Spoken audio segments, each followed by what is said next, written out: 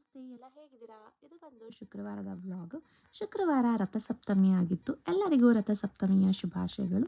ಇದರ ವಿಶೇಷ ಏನಪ್ಪ ಅಂದರೆ, ಎಕ್ಕದ ಎಲೆನ ನಾವು ಸ್ನಾನ ಮಾಡಬೇಕಾದ್ರೆ ಇಟ್ಕೊಂಡು ಮಂತ್ರ ಹೇಳಿ ಸ್ನಾನ ಮಾಡಬೇಕು. 2 ತಲೆ ಮೇಲೆ, 2 ಒಂದು ಭುಜದ ಮೇಲೆ, ಇನ್ನೆರಡು ಭುಜದ ಮೇಲೆ, ಒಂದು ಎದೆ ಮೇಲೆ ಇಟ್ಕೊಂಡು ಒಂದು ಮಂತ್ರ ಹೇಳಿ ನಾವು ಸ್ನಾನ ಮಾಡಬೇಕು.